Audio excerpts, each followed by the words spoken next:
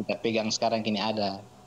Sekarang kan seperti penjelasan Bang Nandar bahwa kalau ada ayat yang pakai tanda kurung, berarti otomatis ayat itu ayat tambahan bukan yang asli.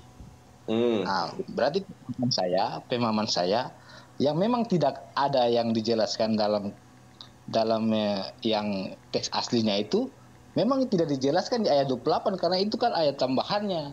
Jadi memang di situ juga kosong bukan ayat asli dari teks asli. Iya. Itu yang saya punya maksud. Seperti itu. Berarti Lalu ayat bentar, bentar. ke-28 yang ada di dalam Alkitab karya LAI ini didapat dari mana, Pak? Ayo. Itu kan seperti yang Pananda sendiri bilang bahwa kalau ayat itu dikasih kurung berarti itu ayat tambahan. Ayat tambahan itu kalau kita baca dia punya judul itu di situ judulnya Markus 15 itu judulnya Yesus disalibkan. Jadi itu pernyataan itu diterangkan bahwa Yesus disalibkan, dia dikelilingi oleh 2 orang penyamun. Lalu yang 28 itu dia menjelaskan bahwa itu sudah menjadi apa? Sudah dikatakan bahwa demikian genaplah nats Alkitab yang berbunyi ia akan terhitung di antara orang-orang durhaka. Itu artinya dia menjelaskan yang di atas itu. Jadi Ya, kalau bilang tidak ada, iya, pertanyaan saya, ayat tambahan itu siapa yang nambahi dan siapakah orang di dunia ini yang mempunyai otoritas mengatasnamakan dirinya itu adalah pembuat firman atau mempunyai otoritas membuat ayat suci. Kalau di dalam Islam kan nggak ada satu manusia pun yang kemudian mempunyai otoritas menambahkan atau mengurangi kitab suci. Bahkan Bapak kalau melihat Wahyu 18 ayat kedua-dua itu, ya, barang siapa yang menambahi atau mengurangi dari kitab ini atau nubuatan kitab ini, maka dia tidak akan memperoleh pohon kehidupan di sorga itu. Itu konsekuensi dari apa yang mereka lakukan, yaitu menambahi dan mengurangi apa yang tertulis di dalam nas kitab suci. Gitu. Kenapa kemudian kitab suci itu ditambah-tambahi, dikurang-kurangi? Lalu siapakah yang mempunyai otoritas menambahi dan mengurangi kitab suci? Apalagi seperti yang kita tahu bahwa kitab suci atau Alkitab maupun Al-Quran itu dinisbatkan kepada Tuhan. Kok ada manusia yang lancang sekali ya menambahi kitab suci, menambahi perkataan yang dinisbatkan kepada Tuhan. Bukan hanya itu, Pak. Bukan hanya itu. Di dalam Kodeks Sinaiticus, Yohanes 8 ayat 1 sampai 11 itu tidak ada. Kok di dalam terjemahan ada? Itu ngambil dari mana? Dalam Kodeks Sinaiticus, Kodeks Vatikanus nggak ada, Pak. Yohanes berapa? Yohanes 1, Yohanes 8. Ustaz Sugi kemana udah dibahas perasaan ya? Tadi dibahas sama Sueb tadi. Nah, itu. Sudah dibahas sama Sueb juga. Itu dari mana, Pak? Maksudnya bagaimana pertanyaannya? Ustaz Sugi mungkin menjelaskan ya. Mungkin penjelasan saya agak jelimet. Silakan, Ustaz. Iya, di dalam Yohanes 8 ayat 1 sampai ayat 11 itu tidak terdapat di Kodeks Sinaiticus maupun Vatikanus. Nah, itu dapat dari mana nih orang kok bisa nambal ayat sampai 11 ayat? Itu dapat dari mana gitu loh maksudnya itu. Nah, ya suka-suka lah, Bang. Gak bisa, Bang, firman Tuhan ini. Kemudian Markus 16 ayat apa dari ayat 9 sampai ayat 20 itu juga nggak ada di Kodeks Sinaiticus maupun Vatikanus. Itu dapat dari mana? Bang Sugi sama Bang Yonatan ini ada titipan pertanyaan ini. Siapa penulis Kodeks Sinaiticus dan Kodeks Vatikanus? Itu dari kan udah aku jelasin tadi. Ya, siapa tahu mereka kan belum dengar, Bang. Dia baru masuk ini. Oh, baru masuk. Iya. Oke. Ustaz Sugi mau menjelaskan ulang? Ustaz Nandar aja silakan. Jadi gini, sekali lagi ya, dicatat baik-baik. Kalau perlu direkam, ya, di screen recording. Kodeks tertua. Nah, betul. Sampaikan kepada pendetanya.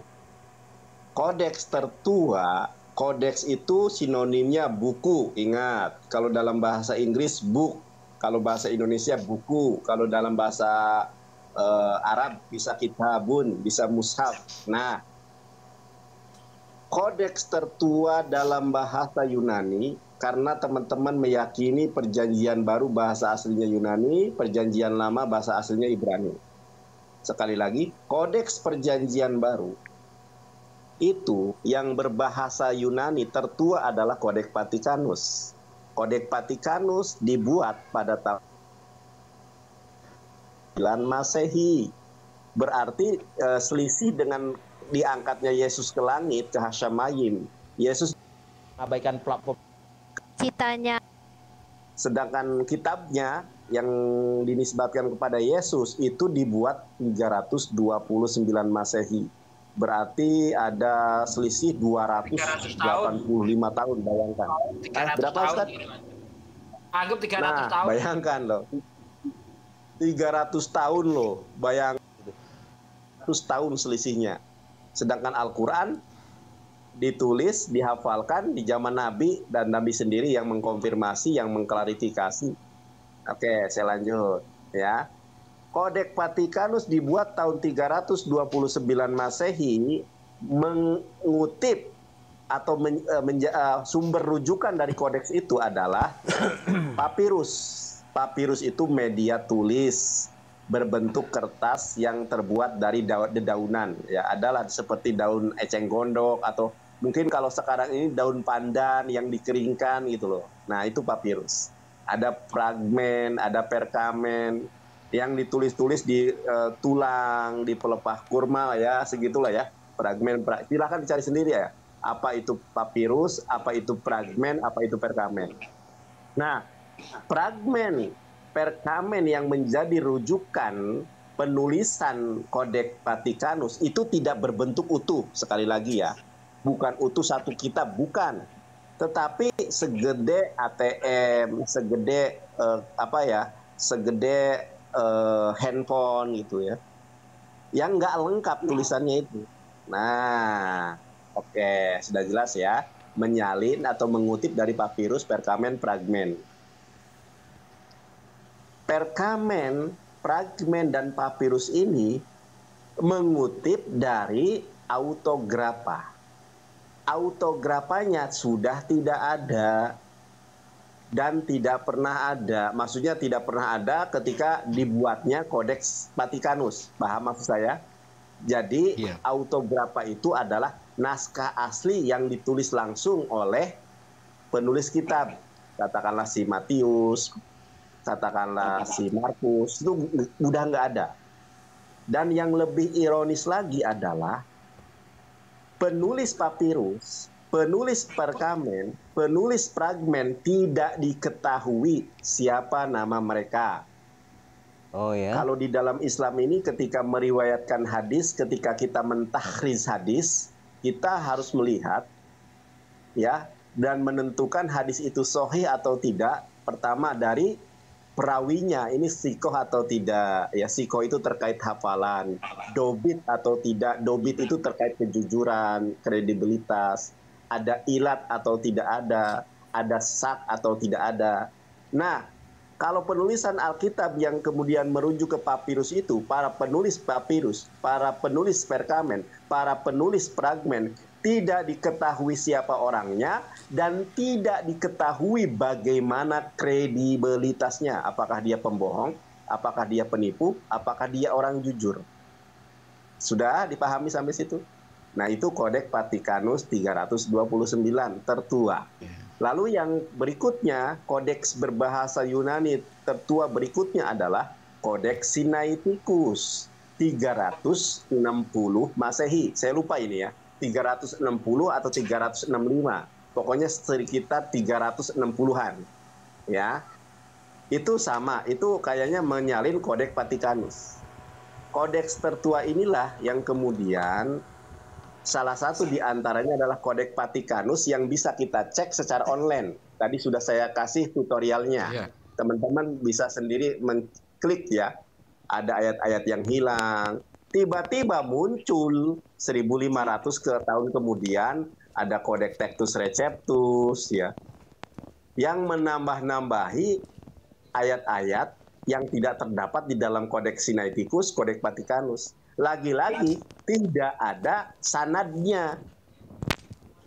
Begitu Ustaz Sugi mungkin. Benar. Iya nggak ada. Makanya di dalam Islam itu, Islam terjaga itu karena sanad.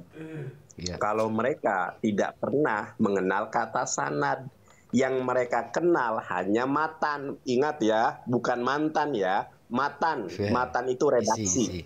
Contoh ya, An Abi Hurairah radhiyallahu an Anas. Nah, hadasana itu kan sanad. Qala Rasulullah sallallahu alaihi wasallam, khairun nas anfa'uhum linnas. Sebaik-baiknya manusia adalah yang paling bermanfaat untuk manusia lainnya. Nah, isi dari Hoirunas Angpauhum Linas itu yang disebut matan. Itulah yang mereka punya, hanya matan saja. Sedangkan yang berbicara dan yang meriwayatkan tidak ada. Makanya wajar ada ayat yang hilang, ada ayat yang kontradiksi. Bahkan kemarin Ustadz Sugi sudah berdiskusi dengan Bang Gregino ya, mengenai Bang Gregino atau Bang Billy, Bang siapa ya?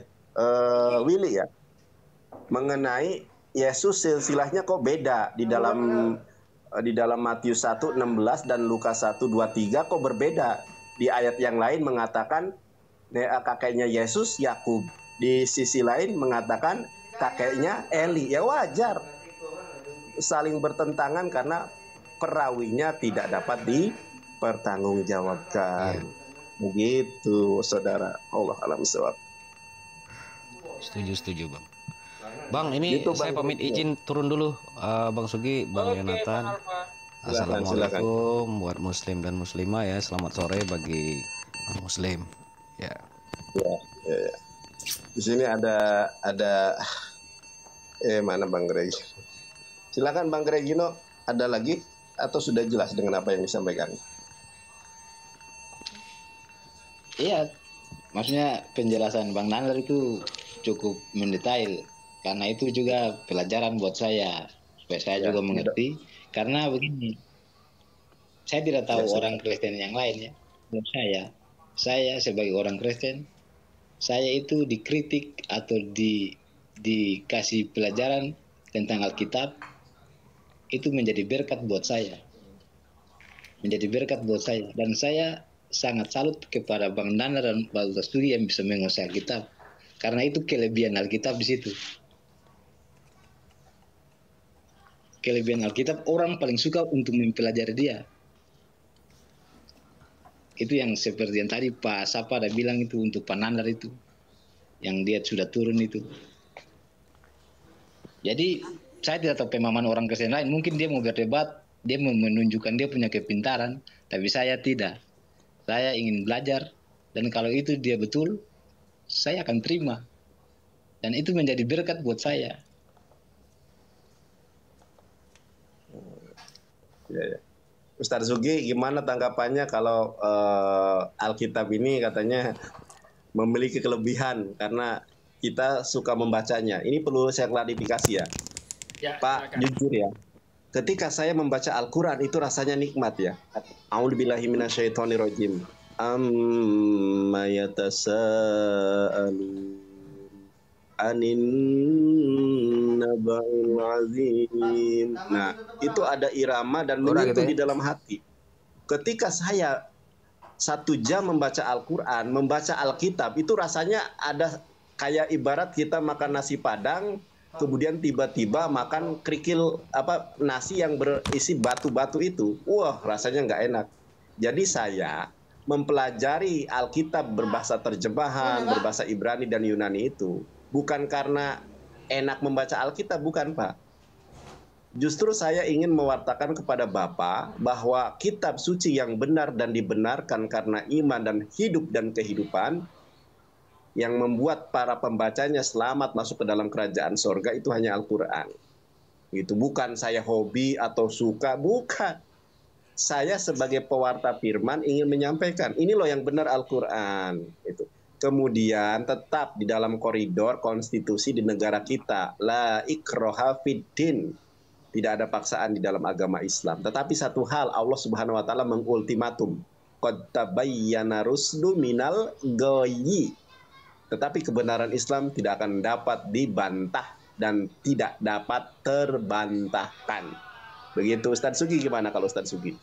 Iya, kalau saya ketika membaca Bible ya, awal-awalnya itu saya berusaha menggunakan metode persesuaian. Ketika membaca Al-Quran, saya menggunakan metode perselisihan, ya, pertentangan gitu. Saya ingin menentang nih Al-Quran ini. Apa yang dikatakan Al-Quran ingin saya tentang. Tapi semakin saya tentang, saya semakin kalah. Nah, karena apa? Al-Quran tuh sesuai dengan logika kita gitu loh. Sesuai dengan ilmu pengetahuan. Jadi begitu saya tentang Al-Quran semakin membuktikan dirinya tidak bisa terkalahkan. Nah, ketika saya membaca Bible, saya menggunakan metode persesuaian. Ingin saya sesuaikan otak saya itu dengan Bible. Contoh ketika saya membaca kitab Kejadian 1 ayat 3 misalnya kan. Berfirmanlah Allah, jadilah terang. Maka terang itu jadi. Allah melihat terang itu baik, maka dipisahkan dari gelap. Yang terang dinamakan siang, yang gelap dinamakan malam. Allah melihat semuanya itu baik, jadilah petang, jadilah pagi. Itulah hari pertama. Di hari pertama sudah ada terang nih. Otak saya ingin saya sesuaikan. Oke, kita setuju. Tapi begitu baca Kejadian 1 ayat 14 sampai 19, saya sudah nggak sanggup lagi menyesuaikan otak saya. Kenapa? Karena di situ baru diciptakan benda penerang. Di hari keempat, berfirmanlah Allah, jadilah benda-benda penerang untuk memisahkan gelap dari terang. Sebagai tanda waktu, masa, bulan, dan tahun-tahun. Allah menciptakan dua benda yang sangat besar di cakrawala untuk menerangi bumi, yakni yang lebih besar menguasai siang, yang kecil menguasai malam. Bla bla bla bla, itulah hari keempat. Nah ini masih bisa nggak otak saya menyesuaikan dengan ini? Nggak bisa. Semakin saya sesuaikan, semakin sakit otak saya. Karena sebagai orang yang berakal sehat, tentu kita akan mengerti yang namanya hukum aksi reaksi. Ada sebab, ada akibat. Sebab ada benda penerang, akibatnya ada terang. Kan begitu. Nah ini nggak bisa. Walaupun saya sudah berusaha menggunakan metode persesuaian. Ingin menyesuaikan otak saya dengan Bible, tetap tidak bisa. Begitu Bang Nandar. Nah luar biasa. Itulah ya. Jadi Pak, mohon maaf bukan hobi dan senang kita. Tetapi tadi Ustadz Sugi sudah menyampaikan ada metode persesuaian. Ya. Ternyata Alkitab nggak bisa disesuaikan dengan logika dan sains ya. Tetapi kalau Al-Quran, Ustadz Sugi tadi ingin menyanggah, tetapi ternyata justru berkesesuaian. Begitu Pak Gray. Sekarang Bapak pernah berpikir nggak Pak? Saya mau bertanya nih kepada Bapak.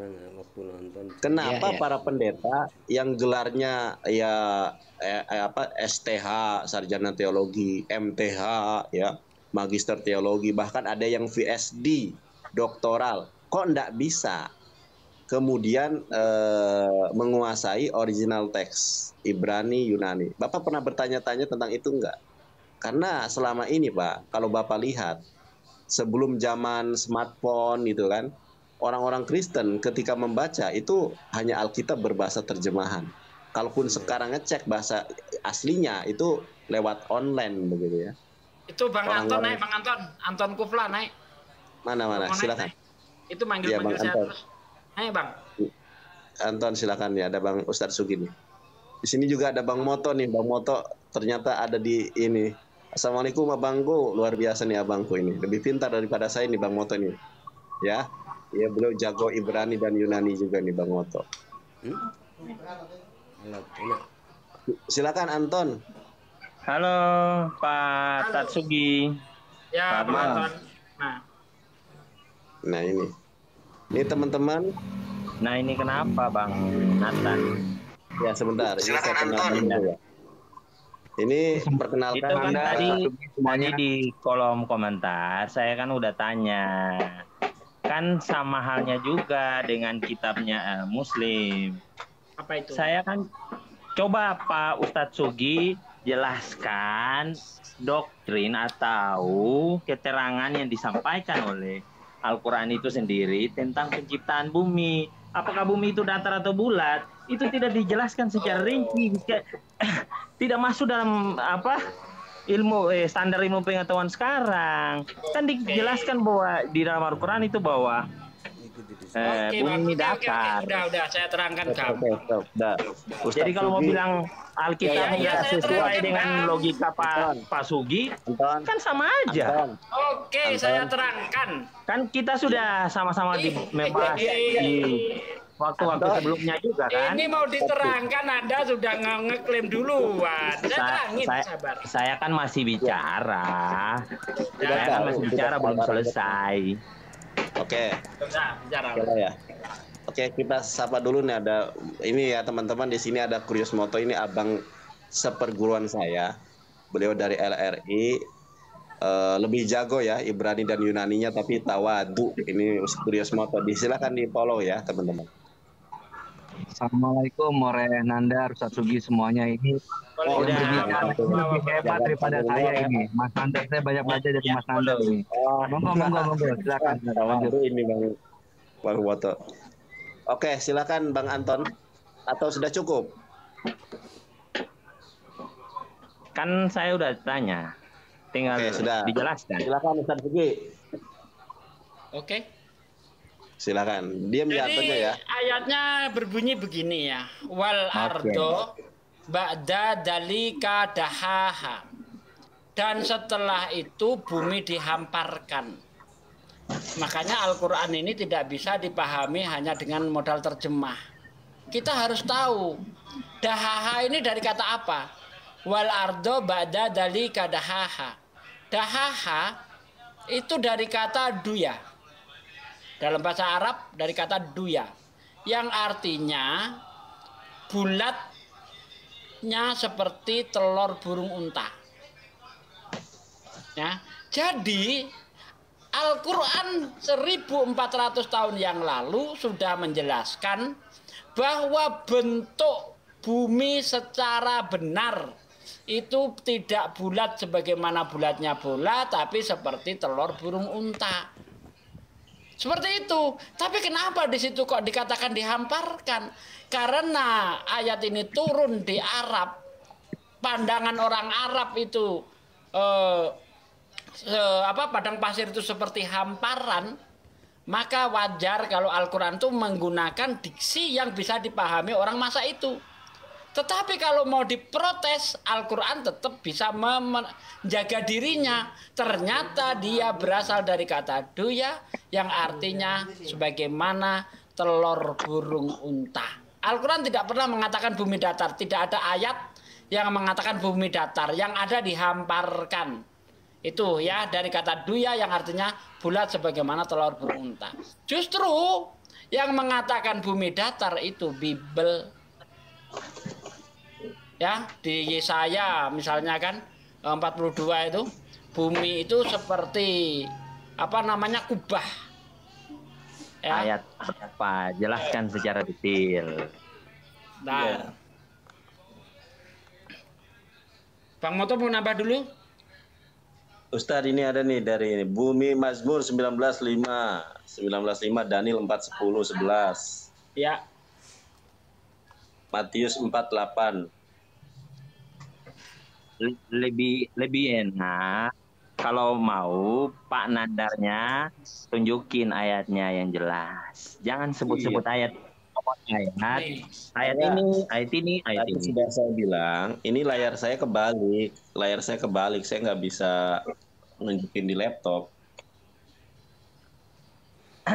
Kalau mau debat kayak begini, kalau saya pengen sama si Ustadz Suginya itu di zoom biar penjelasannya itu rinci, detail, sesuai dengan ayat yang disebutkan. Sehingga kalimat per kalimat, kata per kata, kita akan mendalaminya.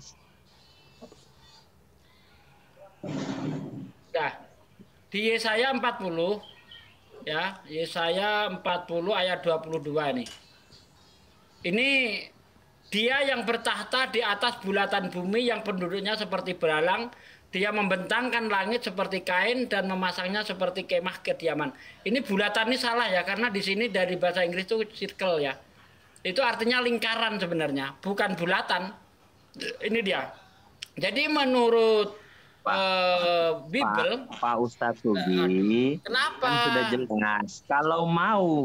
Kalau mau buat penjelasan sesuai dengan pemahaman Pak Ustadz Sugi, begini, kan pandangannya ini. Tapi begitu saya jawab, Anda keberatan gimana sih?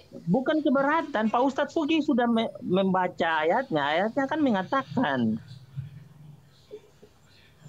Iya, ini dari bahasa Inggrisnya itu circle. Coba Ustadz Nandar, dalam bahasa Ibrani apa itu? Jangan adopsi dari bahasa Inggris. Kan ada Ustadz Nandar yang paham bahasa Ibraninya dan paham bahasa Yunaninya. Oke, silakan bahasa Ibrani Ustadz Nandar. Begitu. Harus. Ustadz Nandar kan selalu, saya hebat bahasa Ibrani, bahasa Yunani. Mana tunjukkan? Jangan pakai adopsi dari bahasa Inggris. Baca Ustadz. Berapa tadi? Yesaya 40:22. Yesaya 42. Ya, sebentar ya. Ini bahasa Inggrisnya the circle of the earth.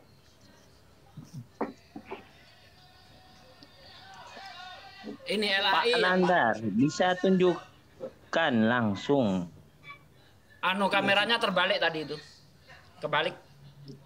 Kenapa nggak bisa balik lagi? Bahasa Inggrisnya apa? Coba dari tadi nggak bisa. Bahasa Inggrisnya apa? The circle of the earth. Pak Nandar, jangan translate dari bahasa Inggris lah. Buka ayat yang berbahasa Ibrani atau bahasa Yunaninya gitu loh.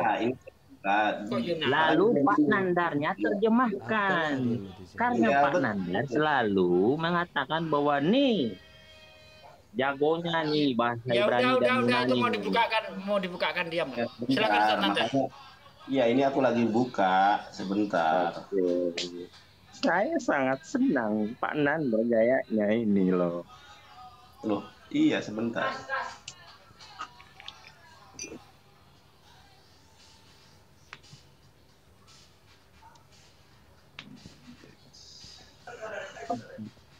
Pak sebentar Gafur, ya. Oh santai Pak Gafur, gua santai. Kenapa nggak paham Bang Muslim? Loh, nggak paham gimana? Bukan, sebentar ya. Pak Nandar, mohon maaf, saya baca komentarnya.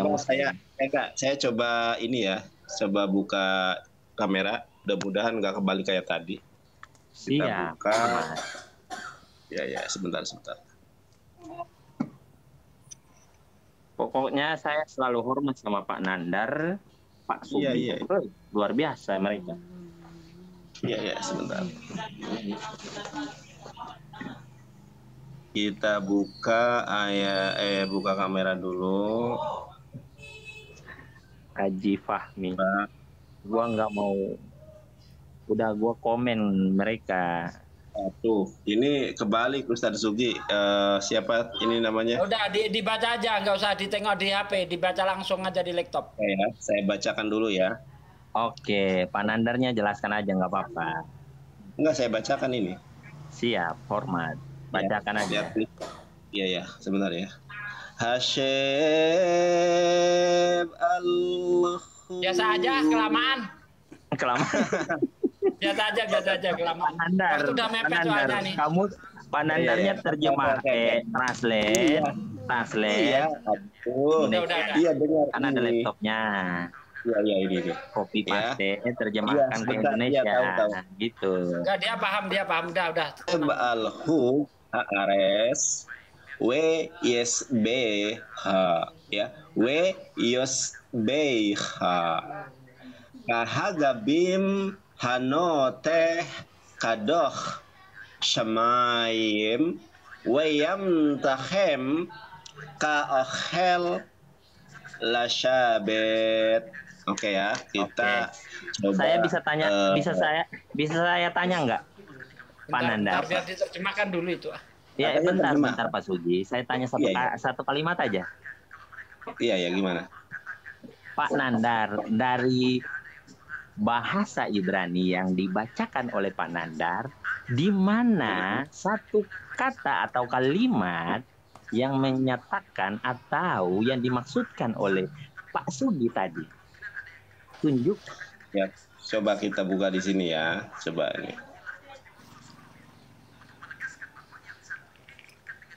Ini kalau dalam bahasa Yunani, kalau diterjemahkan ke dalam bahasa Indonesia nggak ada. Coba kita sebentar ya.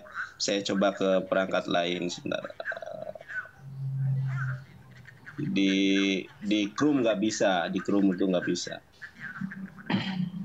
Mudah-mudahan di Edge bisa ya. Ini Edge ini ya. Boleh. Saya selalu nunggu Pak Nandarnya. Kita coba sebentar ya. Ini di dalam dari Pak Nandarnya. Sebentar. Ini di dalam Edge juga nggak bisa ya. Kalau bahasa Ibrani, ini coba perhatikan. Jadi nggak bisa mendetek ya terjemahannya. Gitu, Pak. Oh gitu. Nggak bisa mendetek. Jadi kita nggak bisa kemudian menyebutkan memperlihatkan pembuktiannya ya, karena di dalam terima kasih. Google Translate ini nggak bisa mendeteksi dari terjemahan berapa tadi? Berapa tadi itu? Ini Pak Nandar. Saya ingin bertanya lagi ke Pak Suginya. Nanti Pak Suginya menjelaskan sesuai dengan apa yang Pak Sugi tahu. Begini Pak Sugi. Kalau sudah dijelaskan di dalam Alkitab bahwa yang tadi awalnya Pak Sugi bacakan, lalu Pak Sugi mau menjelaskan sesuai dengan pemahaman Pak Sugi dan diterjemahkan dari bahasa Inggris, saya tidak bakalan menerima itu Pak Sugi. Karena jelas penjelasan di Alkitab. Bentar, saya buka interlinear ya. Di sini dikatakan begini, dalam bahasa Ibraninya, Hanoh teh kahagabim weyo cbh haares huk. Nah, huk ini, huk dalam bahasa Ibrani ternyata itu circle, ya, huk al hayosep. Coba bener nggak tuh Ustadz Nandar? Ya, itu huk. Coba interlinear. Iya, sebentar ini aja. Iya, sebentar Ustaz. Itu circle tuh. Jadi HRS of the earth itu HRS. Oke, ini ada nih. Ini ada nih, benar Ustaz. Benar. Ya, ini nih. Ini ya. Ini bukan bulatan. Ini ya. Ini hug itu ternyata di sini kan kebalik ya, lingkaran. Jadi bukan bulatan ya. Nah, gitu Anton. Jadi benar di dalam Yesaya ini ayatnya. Ini kan saya ini kebalik ya soalnya ya teman-teman ya. Nah, ini hug kalau kita Google Translate, kalau kita full ayat memang tidak bisa diterjemahkan. Tetapi satu diksi dari hug yang diterjemahkan jadi bulatan itu di dalam bahasa Yunaninya hug. Ketika kita di Google Translate bukan bulatan ya, tetapi lingkaran. Benar apa yang disampaikan Ustadz Sugi. Hug itu lingkaran.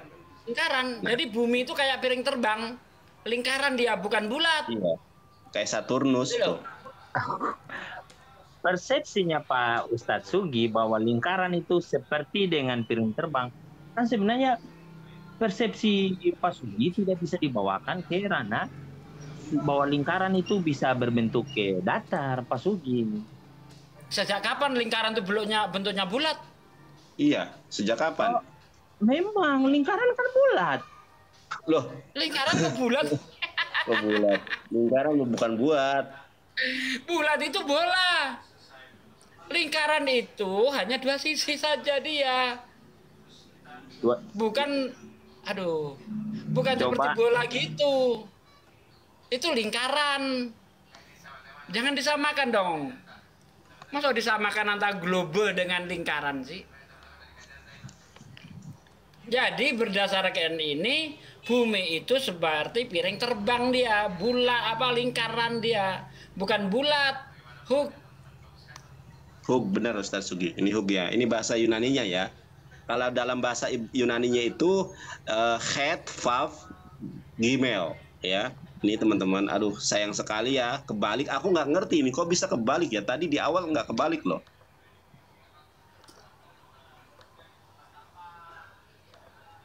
Nah itu, ini ada yang komentar nih. Lingkaran 2 dimensi, bulat 3 dimensi. Ya betul itu. Betul. Ya gimana? Ayo. Udahlah, kalau kamu mau berpikir hanya Al-Qur'an itu yang benar ya. Kitabmu itu udah aku bongkar kitabmu itu seperti apa. Di sini sayang sekali Ustaz Sugi. Pak Nandarnya bongkar di mana Pak Nandar? Bongkar apanya Pak Nandar? Bahasa Ibrani yang hanya secuil kayak gitu, Pak Nandarnya bangga sekali. Lah, daripada pendetamu yang nggak bisa, kamu apain? Apa yang kamu banggain dari para pendeta yang tidak bisa baca Ibrani dan Yunani? Saya tanya. Saya tidak pernah membanggakan pendeta yang tidak bisa membacakan. Saya wajar bangga. Kenapa? Karena para pendeta nggak bisa. Kalau para pendeta bisa, saya mungkin nggak bangga. Ini para pendeta nggak bisa loh. Bahkan Dr. Muri Walianto Matalu nggak bisa. Dr. Deki Gadas nggak bisa. Ya, Rabi Kristen dari Amerika yang ditujukan untuk mempermalukan saya, diundang ke channel Bom-Bom, ternyata nggak bisa juga. Jadi ya bangga saya. Kenapa kalau saya bangga? Terus sekarang pendetamu mana sini? Enggak, kamu punya pendeta, coba bawa ke sini. Coba buktikan dia bisa baca Ibrani nggak? Kamu Katolik apa Protestan? Silakan Ustadz Sugi, lanjutkan.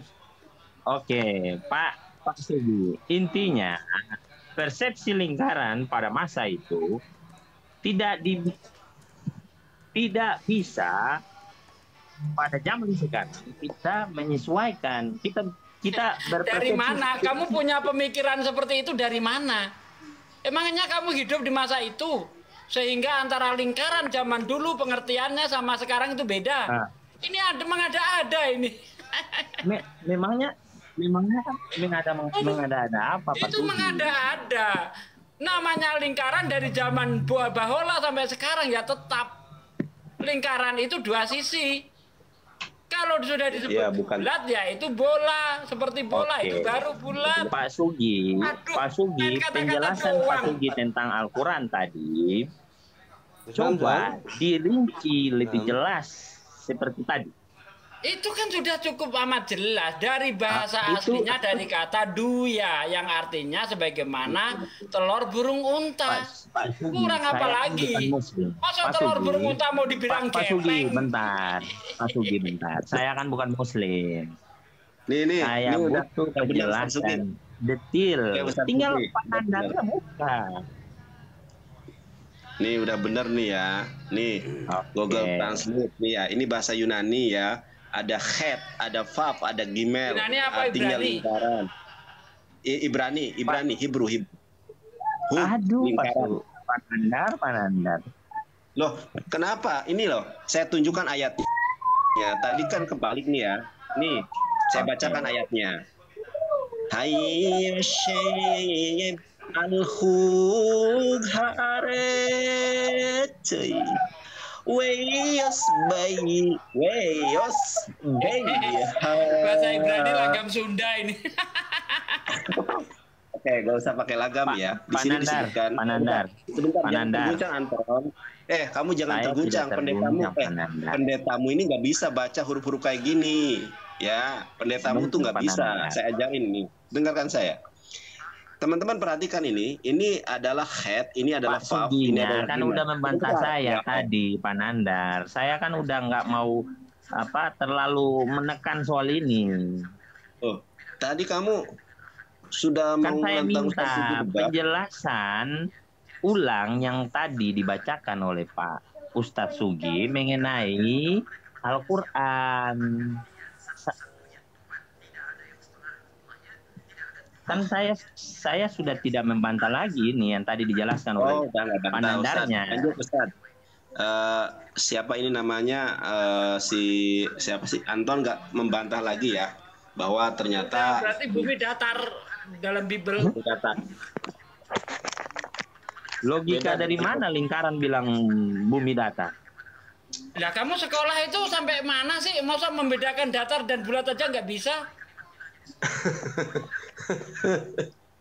Aduh, yang bener aja lah. Masa nggak bisa membedakan antara bulat dan tentang lingkaran kan bulat. Lingkaran kok bulat? Ya udahlah bro, saya nyerah bro. Kalau nggak bisa tidak tahu 2 dimensi, 3 dimensi, gimana saya menerangkan sama kamu? Saya nggak mau ilmu ngeyel. Apakah pada zaman itu sudah mengenal 3 dimensi? Sudah menjadi pengetahuan umum. Pak Sugi, apakah pada zaman itu sudah mengenal 3 dimensi, Pak Sugi? Dan lingkar itu hanya modal, itu hanya ngeles saja, ya. Pak Sugi, pada masa itu belum mengenal 3 dimensi, Pak Sugi. Aduh, model kayak gini model ngeyel. Saya nggak ngeyel. Saya tidak menekan. Tunjukkan bahwa bumi bulat, tertulis bulat mana? Udah, Pak Sugi, jangan ngeyel. Saya nggak ngeyel. Pak Sugi baca ayat kita pertama mengatakan bilang apa? Ayat pertama mana? Kejadian. Iya, kitab Kejadian maksudmu. Yang tadi Pak Sugi kan bilang di Yesaya. Iya, Yesaya 40 ayat 22. Kalau diterjemahkan di dalam bahasa Indonesia itu bulat, tapi itu terjemahan ngawur karena dari kata lingkaran, bukan bulat di situ. Tidak bisa. Sekarang Anda tanya kepada orang Ibrani, huk itu artinya apa? Kan sudah jelas tadi itu. Huk artinya lingkaran, dalam bahasa Inggris masih benar. Circle dalam bahasa Indonesia kok jadinya bulat. Ini kan ngaco. Gitu loh. Masa mau kalau modal ngeyel males lah saya. Ini ya. Coba siapa tadi namanya itu? Nih ya. Nih aku coba balikan merah ya. Ini ya, lingkaran dan bulat. Beda apa sama? Jika lingkaran adalah gambar 2 dimensi, maka bulat adalah 3 dimensi ya. Bulat itu memiliki dimensi, ada isi, massa atau volume di setiap sisinya. Contohnya adalah segala jenis yang berbentuk bola. Loh, ini ternyata dengarkan saya.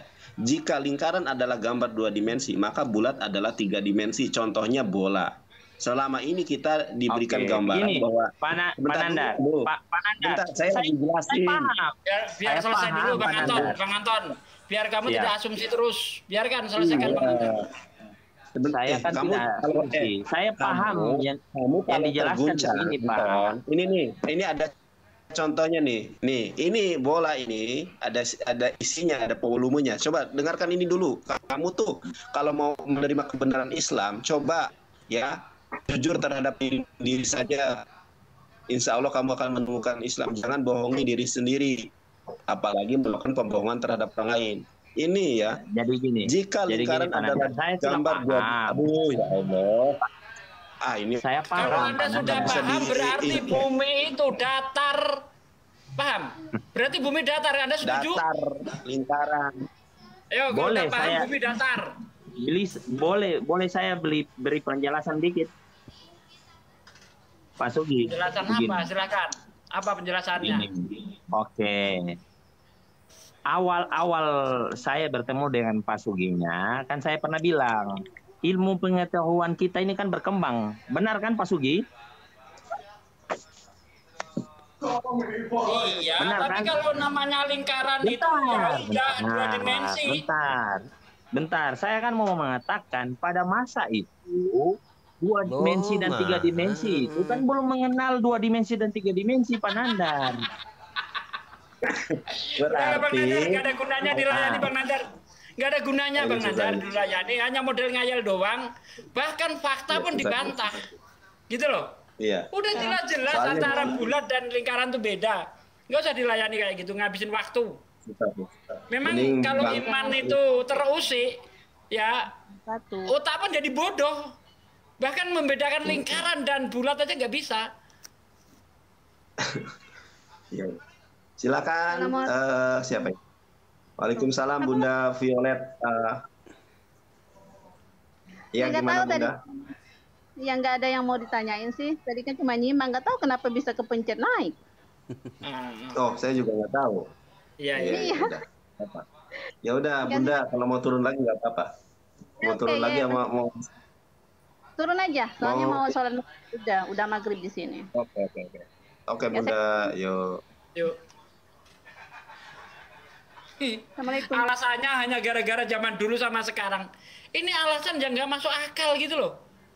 Jadi berarti, orang dulu kalau bilang lingkaran itu bola gitu, astagfirullahaladzim, Mbok ya jangan gitulah, goblok ya goblok, tapi jangan menampakkan diri kalau goblok gitu loh. Iya. Main akal-akalan, main kata-kata, nggak masuk sama saya itu. Wow, keren nih. Halo Mbak Debi.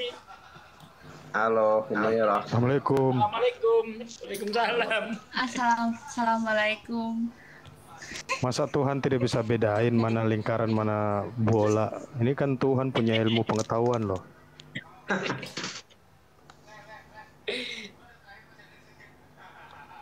Itu aduh jawabannya memang nggak masuk akal saya.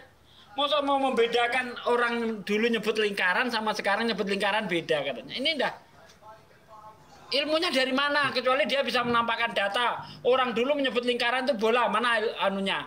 Dasarnya mana? Gitu enak. Ini enggak, cuma modal bacot doang. Tuhan ini loh, Tuhan. Ya Tuhan loh, Tuhan. Masa nggak ngerti ciptaannya? Bumi dibilang datar. Aduh. Cebi. Ada Prankton. Ya, sapa dulu. Assalamualaikum, Hero.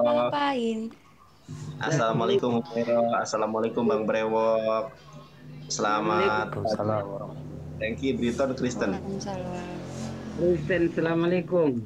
Waalaikumsalam. Waalaikumsalam. Kristen ya, waalaikumsalam. Waalaikum.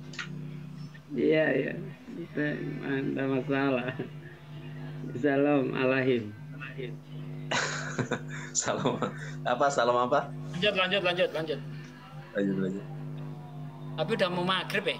Iya Ustadz, Sugi dan Humairoh sama Bang Brewok, sama Bang Franky, sama Bang Gregino, sama Ustadzku Sugi. Mohon maaf yang sebesar-besarnya. Tanpa terasa sudah masuk waktu maghrib, kita harus bersujud dan berdoa. Iya, bersujud dan berdoa. Terima kasih Humairoh sudah mengingatkan. Cuma mau ngingetin itu. Ya, makasih. Oh, disuruh sholat. Gus Nandar. Asik. Iya, nanti kita sholat bareng ya. Saya yang imami, kamu jadi makmum. Cie. Iya. Terima kasih Basa. Siap. Selesai ya.